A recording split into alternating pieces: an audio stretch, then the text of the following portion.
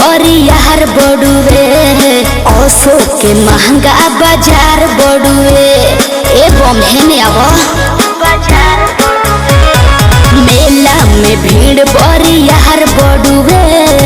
ओसो के महंगा बाजार बड़ुए दाम अधिका दिया चिझिता जाके हो दाम अधिका दिया चिझिता जाके हो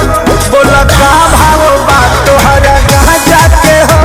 बोल का भाव बात तोहरा कहाँ जाके हो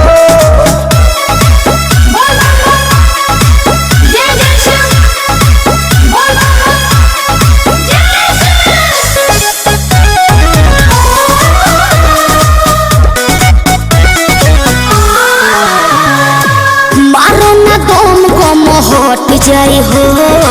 कठिन डगरिया बकट जाई हो अरे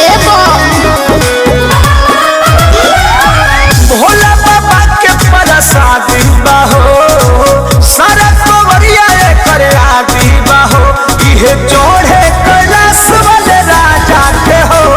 इहे चढ़े कैलाश वाले राजा के हो बोल का भाव बात हरा गाजा के हो बोल का भाव बात हरा गाजा के हो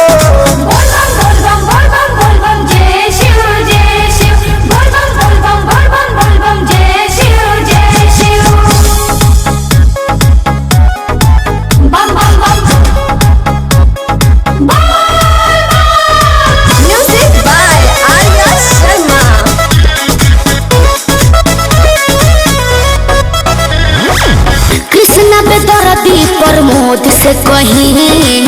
बोल बम बोली मस्ती में रही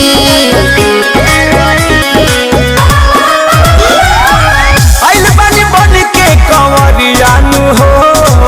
भोले बाबा के दुवरियानु हो अरिया ढारो तो चल फिर जा जाके हो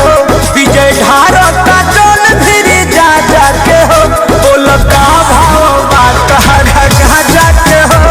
बोल का भाव बात हरा कहाँ जाके हो मेला में भीड़ बरियार बड़ुए ओसो के महंगा बाजार